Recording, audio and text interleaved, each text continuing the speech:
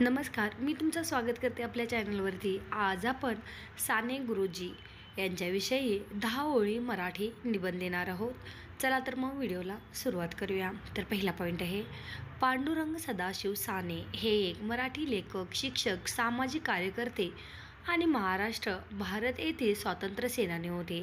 त्यांना विद्यार्थी व अनुयायी साने गुरुजी म्हणून ओळखले जाते। दुसरा पॉईंट, साने गुरुजी यांचा 24 डिसेंबर 1899 रोजी भारतातील महाराष्ट्र स्टेटच्या दापोली शहराजवळ पालघर रत्नागिरी जिल्हा या गावात झाला। तिसरा पॉईंट, वडील सदाशिवराव हे एक महसूल कलेक्टर होते। त्यांना परंपरेने खोत असे संबोधले जात असे।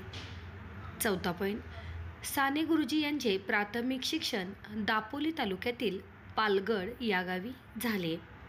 पाचवा पॉईंट, दापोली येथे असताना मराठी व संस्कृत या दोन्ही भाषावर प्रभुत्व मिळवणारे हुशार विद्यार्थी म्हणून त्यांची पटकन ओळख झाली। सहावा पॉईंट, त्यांनी 1918 साली हायस्कूलमधून मॅट्रिकचे प्रमाणपत्र मिळवले। त्यानंतर पुढील शिक्षण त्यांनी सर परशुरामभाऊ कॉलेजमधून पूर्ण केले। सातवा पॉईंट, शिक्षण पूर्ण झाल्यावर त्यांनी अंमळनेर येथील प्रताप हायस्कूल येथे शिक्षक म्हणून 6 वर्ष नोकरी केली। आठवा पॉईंट, भारतीय स्वातंत्र्य चळवळीत सामील होण्यासाठी शालेय नोकरीचा राजीनामा दिला। त्यावेळी 1930 साली महात्मा गांधीजींनी दांडी यात्रा चालू केली होती।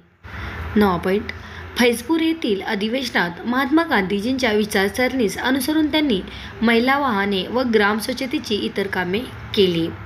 10 पॉईंट, महात्मा गांधीजींच्या हत्येचा त्यांच्यावर खोलवर परिणाम झाला। या शोकांतिकेबद्दल त्यांनी दिलेला प्रतिसाद 21 दिवस उपोषणासाठी होता।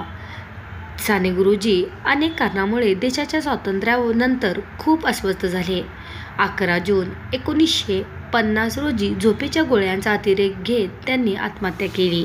आज आपण साने गुरुजी यांच्याबद्दल 10 ओळी मराठी निबंध लिहिलेला आहे। तर हा व्हिडिओ तुम्हाला कसा वाटला नक्की सांगा। व्हिडिओ पाहिल्याबद्दल खूप खूप धन्यवाद।